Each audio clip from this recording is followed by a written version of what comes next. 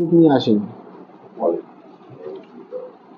সম্মানিত উপস্থিতি, সকলের প্রতি আল্লাহর রহমত ও শান্তি বর্ষিত হোক। সালামুন আলাইকুম। রব্বি আউযুবিকা মিন হাওয়াজাতিশ শায়াতিন রব্বি জিদনি ইলমা। বিসমিল্লাহির রহমানির রহিম। অন্যান্য দিনের ন্যায় আমাদের বেশ কিছু কোরআনিক ভাইরা আমরা একত্রিত হয়েছি। আমরা কোরআনুল হাকিম, কোরআনুল মাজিদ থেকে কিছু জানা বোঝার উদ্দেশ্যে। তো দীর্ঘদিন ধরে আমরা কম বেশি কোরআন অধ্যয়ন করছি। তো আমার মনে একটা চিন্তা ভাবনা যে আল্লাহ পাক রব্বুল আলামিন এই যে পৃথিবী সৃষ্টি করেছেন বা অন্যান্য গ্রহ নক্ষত্র, আসমান জমিন সবই আল্লাহর সৃষ্টি। তাতে পৃথিবীতে কিন্তু জন্তু জানোয়ার দিয়ে ভরিয়ে দিতে পারতেন। মানব জাতিকে কেন পাঠালেন? কেন মানব জাতিকে পাঠানোর প্রয়োজন মনে করলেন তিনি? মানব জাতিকে পাঠিয়েছেন এই জন্যে আমাদের কাছে একটা আল্লাহ পাক রব্বুল আলামিন পরীক্ষা নেবে। আমাদের বোধ, হেকমা, বিবেক, বুদ্ধি, অনুভূতি সবই দিয়ে আমাদেরকে পাঠিয়েছেন আমাদের পরীক্ষা নেওয়ার জন্য। তো আল্লাহ পাক জানেন যে আমার বান্দারা পৃথিবীতে ওরা বিপর্যয় ঘটাবে। তার জন্য আল্লাহ পাক রব্বুল আলামিন কি করলেন? যে আমাদের সতর্ককারী এবং হেদায়েতের জন্য তিনি নবী রসুলদেরকে পাঠিয়েছেন সতর্ককারী হিসেবে। যুগে যুগে নবী রসুলদেরকে পাঠিয়েছেন। কিন্তু আল্লাহ পাক এটাও জানেন যে আমি এমন একটা দিনে আমি নবীদেরকে স্টপ করে দেবো, আর নবী দেবো না, পাঠাবো না। শেষও হয়েছে খাতামান নবী, যেটা আমরা জানি। নবী আর আসবে না, কিন্তু রসুল বিদ্যমান থাকবে, রসুল চলমান থাকবে। তো আমরা যখন নবী পাবো না, তো আমরা কি আঁকড়ে ধরে থাকবো? তার জন্য আল্লাহ এই কেতাবকে রেখে দিয়েছে। এই কেতাব পাঠিয়েছেন নবী রসুলদের মাধ্যম দিয়ে। কেন কেতাব পাঠালেন? যে আমরা কেতাবের অনুসারী হব, কেতাব অধ্যয়ন করব, আল্লাহর আইন, আল্লাহর বিধিবিধান আমরা সব কিছু সত্য এর মধ্যে পাবো। এটা হচ্ছে ফুরকান, সত্য মিথ্যার পার্থক্যকারী। কেতাব দুনিয়ায় বহু আসবে, এসেছে এবং আরও আগামীতে আসবে, কিন্তু সেই সব কেতাব অনুসরণ করতে আল্লাহ বলেননি। আল্লাহ বলেছেন তোমরা আমার এই রজ্জুকে আঁকড়ে ধরো, এই কেতাব অধ্যয়ন করো, এর মধ্যে হেদায়েতের পথ আছে। এই কেতাব সত্য দলিল। যেমন একটা আয়াত আছে যে হাজা বাসাইরুল নাসি ওয়া হুদাও ওয়া রহমাতুল লিকাওমি ইউকিনুন। এই কোরআন হচ্ছে মানব জাতির জন্য সুস্পষ্ট দলিল এবং হুদা, পথ নির্দেশিকা। রহমাতুল্লিল কাওমি ইউকিনুন, কোরআন হচ্ছে মানব জাতির জন্য রহমতের কেতাব। তো যখন এই কেতাব আল্লাহ পাক পাঠালেন এই পৃথিবীতে, মানব জাতির কাছে পৌঁছে দিয়েছেন, এই কেতাব সবাই পেয়েছে, কিন্তু কেতাব কেউ অধ্যয়ন করে না। এই কেতাব থেকে বোধ কেউ নিতে চায় না। এই যে হুদা, পথ নির্দেশিকা, এই কেতাবকে অ্যাভয়েড করে, অগ্রাহ্য করে আমরা মানব রচিত বিভিন্ন কেতাবের মধ্যে প্রবেশ করেছি, আর সেগুলিকে সত্য বলে আঁকড়ে ধরেছি। সত্য বলে আমরা আঁকড়ে ধরেছি। যার কারণে কি হয়েছে? আমরা বিভ্রান্ত হয়েছি। আমাদের অন্তর, আমাদের জীবন, আমাদের মানসিকতা ভুলে ভরা, বিভ্রান্তে ভরা। আমরা পথভ্রষ্ট হয়েছি। তো সেজন্য আমাদের আলোচনা যারা শুনছেন, যেসব মুমিন ভাই এবং মুমিন বোনেরা, প্রত্যেককে এই হুদা, আল্লাহর পথ পেতে হলে কোরআন আঁকড়ে ধরতে হবে, আল্লাহর কেতাব আঁকড়ে ধরতে হবে, নিয়মিত পড়তে হবে এবং কেতাব থেকে বোধ নিতে হবে যে এই কেতাবে কোনো সন্দেহ নাই, মিথ্যা নাই। মুত্তাকিদের জন্য পথ নির্দেশনা কেতাবের শুরুতেই আল্লাহ ঘোষণা দিয়ে গেছে, এবং অনেক আয়াত আছে এ ব্যাপারে। এবং এই কেতাবে অসংখ্য জায়গা আল্লাহ তাগিদ দিয়েছেন যে তোমরা ঈমান আনো আর সৎকর্ম করো, তোমরাই জান্নাতি। ঈমান আনো আর সৎকর্ম করো, তোমরাই জান্নাতি। জান্নাতের একটা নির্দেশিকা এক জায়গায় না, অসংখ্য জায়গায় দিয়েছেন। ঈমান আনো আর সৎকর্ম করো। সৎকর্ম তামাম জীবনের যত কর্ম আছে, আপনার জীবনে, আমার জীবনে, সকলের জীবনে, ব্যবসা বাণিজ্য, সংসার, ধর্ম, রাজনীতি, অর্থনীতি, যাই করি না কেন, সত্যের সঙ্গে, সতের সঙ্গে। আপনি অফিসে চাকরি করছেন, সত্যের সঙ্গে। ওখানেও ঘুষ খাওয়া যায়, ওখানেও অন্যায় করা যায়। আপনার ব্যবসার চেয়ারে বসে আপনি অন্যায় করতে পারেন, করার জায়গা আছে, আপনার কর্মক্ষেত্রে, সমস্ত জায়গায় ন্যায় অন্যায় দুটো জিনিস আছে, ভালো মন্দের পার্থক্য আছে। তাই আল্লাহ বলছে তোমরা সৎকর্ম করো এবং তোমরা ঈমান আনো, মানে বিশ্বাস আল্লাহর প্রতি, আল্লাহর কেতাবের প্রতি, নবী রাসূলদের প্রতি, মালাইকা ফেরেশতাদের প্রতি, উত্থিত দিবসের প্রতি ঈমান আনতে হবে। আল্লাহ এক, আল্লাহ অদ্বিতীয়, আল্লাহ কোনো সন্তান নাই, তিনিও কারো সন্তান না, তিনি কারো মুখাপেক্ষী না, আমরা সবাই তার মুখাপেক্ষী। কিন্তু আল্লাহ জানিয়ে দিয়েছেন।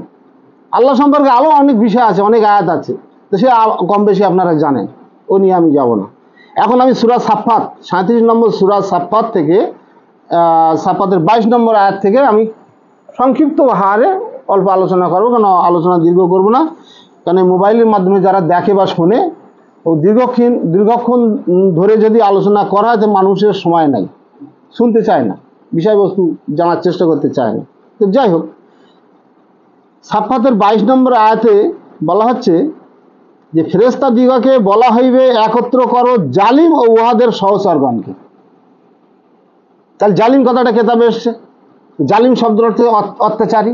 অত্যাচারী কারা? এ আমাদের মধ্যেই তো অত্যাচারী, এই মানুষই তো অত্যাচারী, একে অপরের উপর অত্যাচার করছে। এই দেখুন না আপনার ইসরায়েল এর উপরে কীভাবে অত্যাচার করছে, আপনার এই প্যালেস্টাইনের উপরে কীভাবে বোমা বর্ষণ করছে, নারী শিশুদের কীভাবে হত্যা করছে।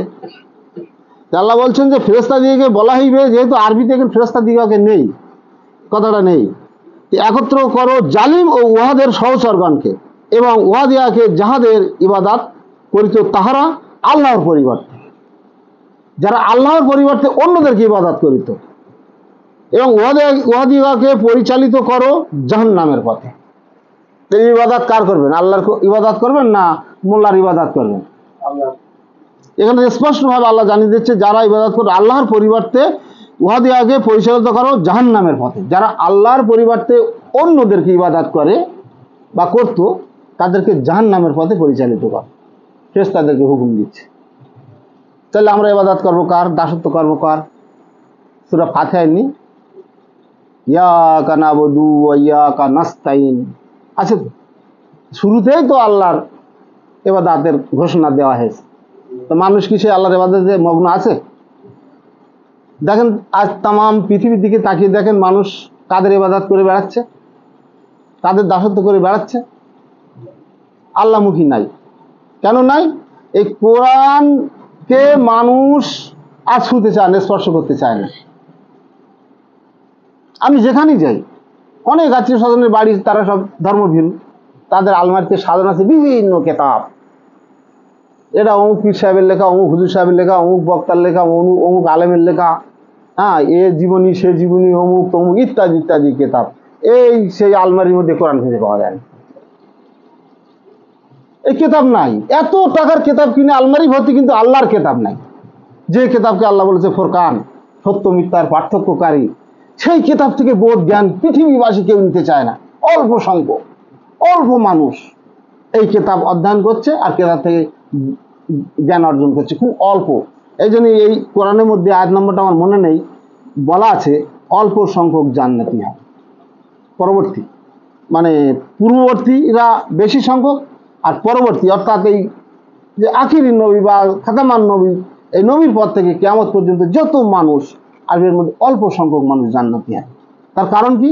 কোরআন থেকে বিমুখ, কোরআন থেকে সরে পড়েছে মানুষ, ওই বিভিন্ন কেতাবের মধ্যে প্রবেশ করেছে, যা মনুষ্য রচিত ইতিহাস গ্রন্থ যাই বলেন না কেন, সেই সব কেতাবের মধ্যে মানুষ ঢুকে পড়েছে।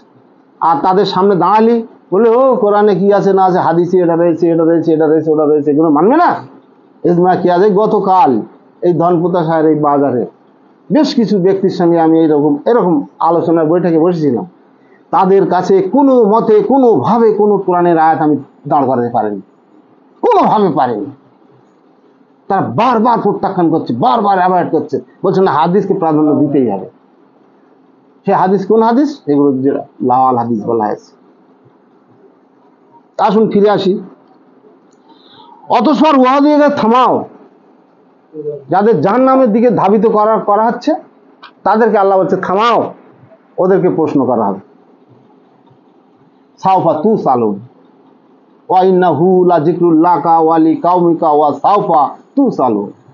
এই কোরআন তোমার ও তোমার সম্প্রদায়ের জন্য উপদেশের বাণী, উপদেশের কিতাব। সুতরাং এই কোরআন থেকেই তোমাদেরকে প্রশ্ন করা হবে। এই দেখুন এখানে বলছে থামাও, আমি ওদেরকে প্রশ্ন করো, আল্লাহ বলছে। এই যে কিতাব থেকে প্রশ্ন করা হবে, তাহলে কিতাবটাই আমাদের সাবজেক্ট, এই কিতাবটাই আমাদের সাবজেক্ট। তা আমাদের যদি কিতাব থেকে প্রশ্ন করে আল্লাহ আয়াত দিয়েছেন, অবশ্যই করবেন। তাহলে আমরা কোন কিতাব পড়বো? এই আল্লাহর কিতাব বাদ দিয়ে আমরা কোন কিতাব পড়বো? যে আল্লাহর সম্মুখে আমাদের দাঁড়াতে হবে, আল্লাহর প্রশ্নের জবাব দিয়ে করতে হবে। কিন্তু আল্লাহ তো অন্য কিতাব থেকে প্রশ্ন করবেন না, করবেন তো এই কিতাব থেকে, আল্লাহ নাজিলকৃত কিতাব থেকে প্রশ্ন করবেন। আল্লাহ বলছে থামাও, আমি ওদেরকে প্রশ্ন করব। কি বলছে? বলছে তোমাদের কি হলো যে তোমরা একে অপরের সাহায্য করতেছো না? ওই সময় তখন ওরা কি সাহায্য করবে? ওদের সাহায্য করার কি আছে? ওদের সাহায্য করার কি আছে ওই মুহূর্তে? বস্তুত সেই দিন ওরা আত্মসমর্পণ করিবে, আল্লাহর কাছে ওরা মাথা নিচু করবে, ওদের আর কোনো জবাব দেওয়ার উত্তর থাকবে না। কি সাংঘাতিক অবস্থা দেখেন! ওদিন আর ওদের কিছু করার থাকবে না। এবং উহারা একে অপরের সামনাসামনি হইয়া জিজ্ঞাসাবাদ করিবে। উহারা বলিবে তোমরা তো তোমাদের শক্তি লইয়া আমাদের নিকট আসিতে। তোমাদের শক্তি মানে কি? শক্তি মানে কল্যাণের প্রতিশ্রুতি, প্রতিশ্রুতি দিত তৎকালীন তাদের নেতারা, তাদের অভিভাবকরা। ওই যে তাদের যে অভিভাবক, আল্লাহকে বাদ দিয়ে তারা যাদেরকে নেতা করেছিল, সেই নেতারা তাদের প্রতিশ্রুতি দিত, মিথ্যা প্রতিশ্রুতি, তাদের বসে রাখার জন্য, দলে রাখার জন্য। ওইটাকে শক্তি বলা হয়েছে।